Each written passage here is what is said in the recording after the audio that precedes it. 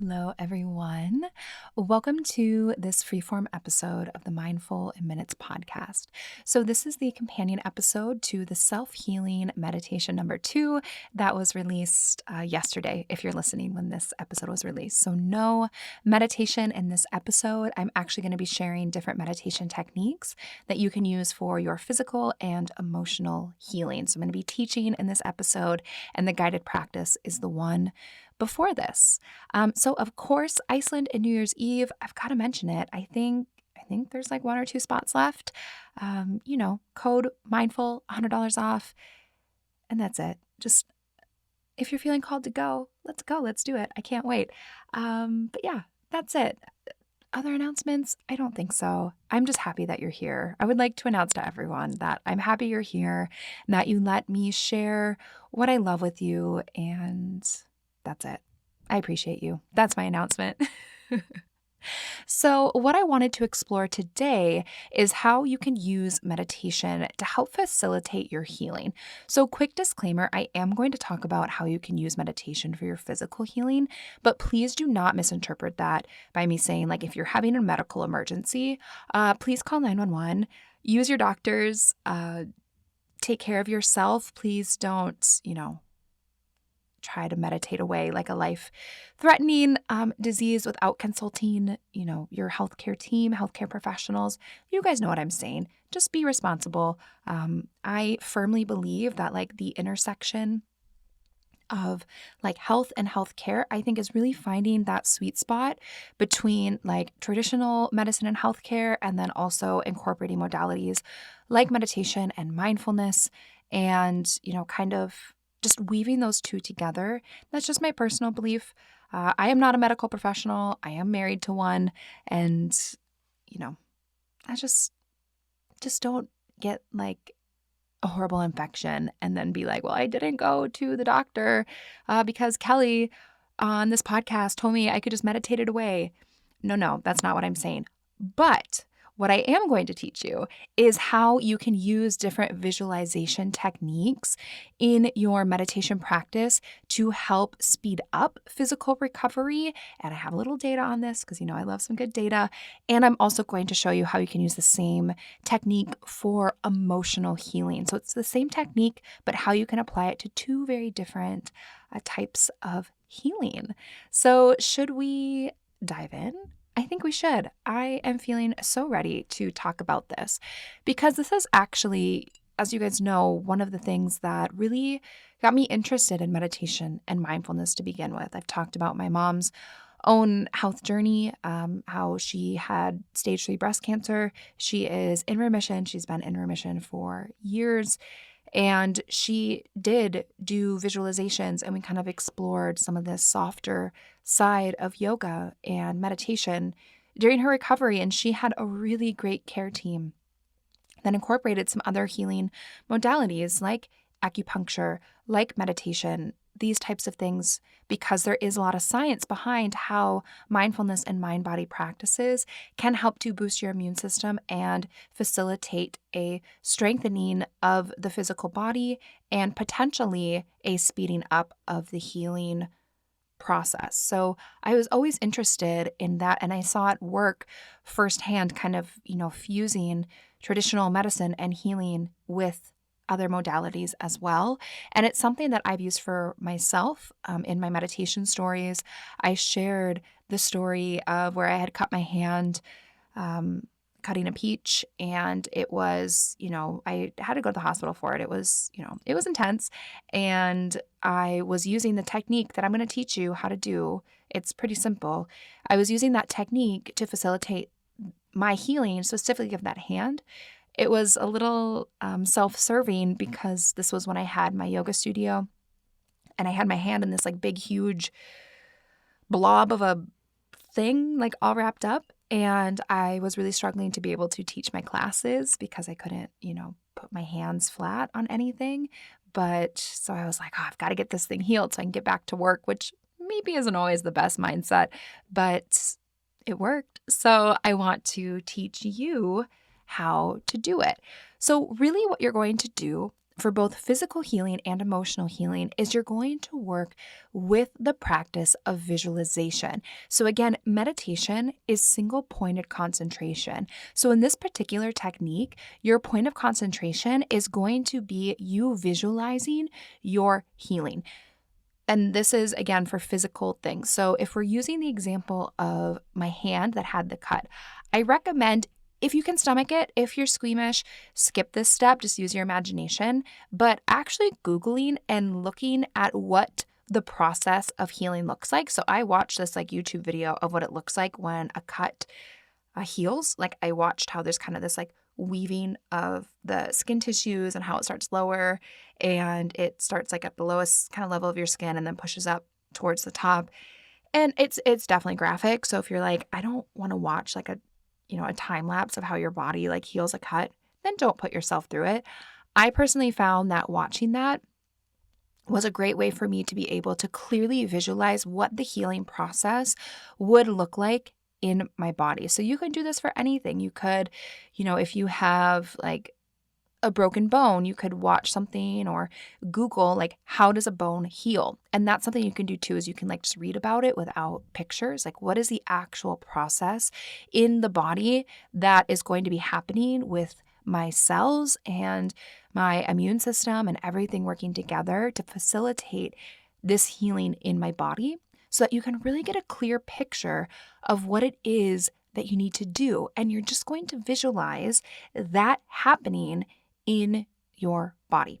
So it would look like this. So after you have a clear idea of like what needs to happen here with this healing. So for me, healing that cut, it was really focusing on the area of the cut and having the skin and the tissues and the cells regenerate and weave back together quickly and, effectively. So you're going to come to a quiet place. You'll try to quiet your mind, maybe take a few deep breaths, anything that you like to do to get to that like quiet, introverting, meditative state. So something that we do know works with this is that when you reduce your stress, that does have a positive effect on being able to speed up the quality of your wound healing. So I read this study that was published in the Journal of Behavioral Medicine, and it was talking about how just exactly this, like how reducing your stress and mindfulness to reduce stress helped people with, they were looking at wounds, how it was healing faster than those who weren't practicing stress reduction while their wounds were healing, and how this study suggested that stress reduction through mindfulness-based practices did help to speed up healing from wounds specifically. We do also know that when you focus your mind on a particular area of your body, that neurologically speaking, the same pathways to imagine something happening are used as if that thing was actually happening. So in your mind, when you're visualizing your healing happening in your physical body, that same neural pathway that would be used to actually facilitate that healing is being activated and lighting up. And you will get like more blood flow going to that area, and your body will kind of like rev up that healing process. And we know that meditation does also help to boost your immune system, and your immune system does so much more than just like help you from getting sick or fight off illness. It has to do a lot with your healing as well, your inflammatory responses. It's way more complex than I ever knew. But looking into it, I was like, whoa, that immune system does way more than I even realized. So that's some of the, data on, does this actually work, other than I've done it and I've seen it work. And so I suspect that it works. We have a little science to back it up, which who doesn't love a little science?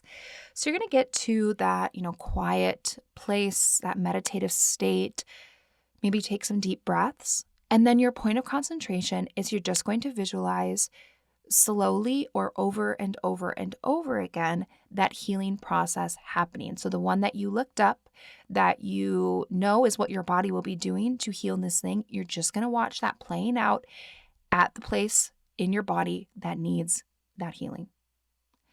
And that's it. You just let your visualization for that physical healing happen. and you focus on that as your point of concentration during meditation. This is something, just doing this, every day for, even 10 minutes every day. I really liked to do this personally to help me fall asleep at night. So when I've used this for my own physical healing, I'll like get into bed, I'll get all, comfortable, I'll close the eyes, I'll take a few deep breaths, and then I'll just visualize that healing process happening in that part of my body. I sometimes will even like ask for help. I do love, I am a Reiki trained. I don't do energy work. I'm trained in energy work. I use it for myself sometimes, but I don't do like sessions in it. But sometimes I'll ask for a little help with some universal healing. Why not? I firmly believe like if your intentions are good and you ask for help, like the universe will give you the help, or whatever you believe in will help to support you. And I would just visualize this healing process happening over and over and over again until I eventually fell asleep. So that's how I like to do it. And I have found this to work really well. And I just think it's so cool, like the power of the mind and like the mind-body connection. So if you have some kind of a physical thing that you're working on healing, that's how you can use meditation to speed up and facilitate that healing process.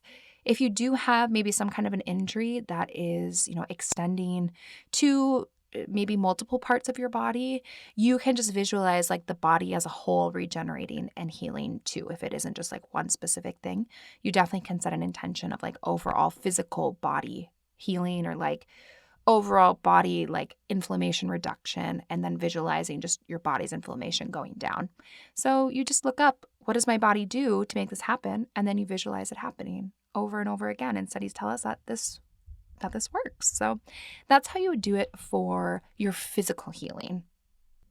All right, so let's talk about emotional healing.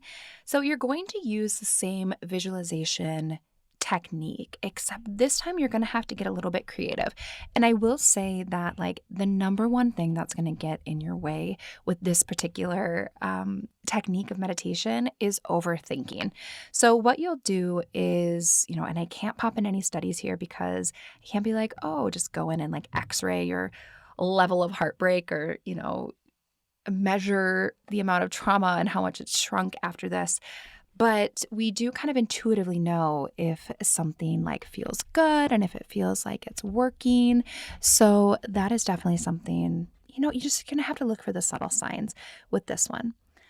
Again, you are going to have to visualize, but you're going to have to trust your gut as to what it is that you are going to visualize. So think about what it is that you want to work on healing emotionally. Is it you want to forgive someone? Is it you want to heal past trauma? Is it you want to heal from a heartbreak? Is it you want to heal from a certain experience that you had, right? You're going to think like, what is it that I actually want to heal? You'll get to that quiet place. You'll set that intention of what it is that you want to heal. And then you're going to ask yourself, where is this thing showing up in my body? Is it sitting in my soul? Is it on my heart? Is it on my knee? Is it in my back? Where is it? And again, don't overthink it. If it says it's in your little toe, go with it. Don't be like, oh, that can't be right. I'm going to visualize my elbow instead. Don't do that. Don't overthink it. Just ask yourself, where is this thing in my body? And then visualize whatever it is. So does it look like a fog? Does it look like stone? Does it look like a certain color? And then ask yourself, how do I heal this? Is it a light comes down? Is it a cloud drifts by? Is it a vibrational frequency comes and vibrates this thing off? I don't know. Again, don't overthink it, even if you're like, oh, that's interesting. For me, once it was a pair of moonstone hands that came and settled on my soul and healed it. I don't know. Can't explain it. Didn't overthink it, did it, and I felt way better after. So you're just going to get to that comfortable position, quiet your mind, ask yourself, where is this emotional thing that I'm wanting to heal? Where is it in my body? And how do I need to heal it? And you'll just do that. You'll visualize that happening. You can be creative. There is no right or wrong way to do this. When we're working with the self, when we're working with emotional healing, with internal work, there's no one size fits all. So you have to trust your gut. So if you're the kind of person where you're like, no, I want a detailed, like, then you do this and then visualize this color, and then you're going to visualize this thing. With that, you may be best served using like the guided practice that I've created for you, because then you just have to listen and follow that. But if you want to do your own personal kind of intuitive practice to work on your own personal healing, this is how you do it. And then you'll look for the subtle signs, right? So you can't like x-ray and say, oh, great, like my heartbreak has improved by 7% since last week.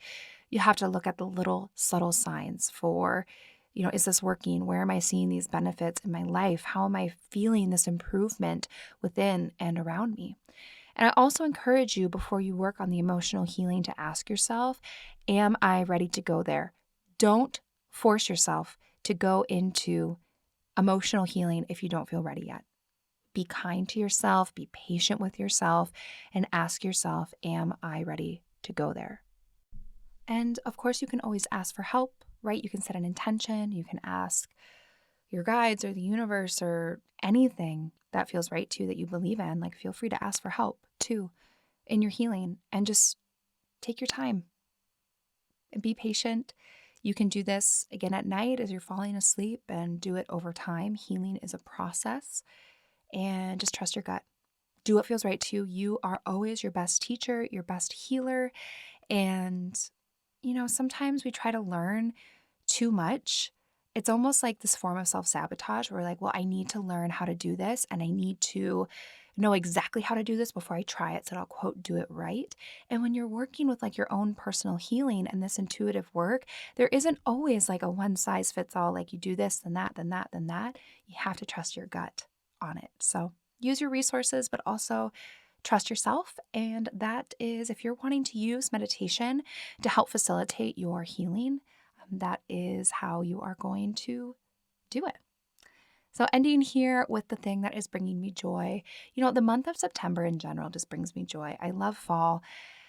I'm reflecting on all of the things I've been sharing that bring me joy, and I'm realizing that, what? I have one foot firmly planted in very basic tendencies, like loving fall, Taylor Swift, like all, and I am so okay with that. I am so okay with having this duality of being a meditation teacher and podcaster, and also being a basic Midwestern mom who enjoys fall and all of these wonderful things, and they make me happy. And just the month of September, it's like, I think in Minnesota, the falls are so beautiful because you really get like that just beautiful kind of like romanticized version of like fall with like the changing leaves, like the crisp air and all the goodness that comes with that. So I really like September, and I'm glad that that September is here. That makes me happy. And then the question, one of you were wondering, what does my yoga practice currently look like? So for me right now, and this person didn't necessarily want their name used, so I'm just going to call them someone. I have been doing a little bit more movement. So up until the last few weeks, my my yoga practice has mostly looked like meditation. And that is one of the limbs to yoga. So even if you're not physically moving your body, you're still practicing yoga when you meditate.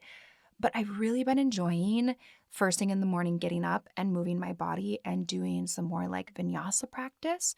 So going back to good old vinyasa, which is the first style that I trained in and the style that I loved first, like that's been feeling really good to me. And so that looks like doing that a couple of times a week. So very simple, very balanced. I like to, ideally in the mornings, I like to move and do some vinyasa and then end with a meditation.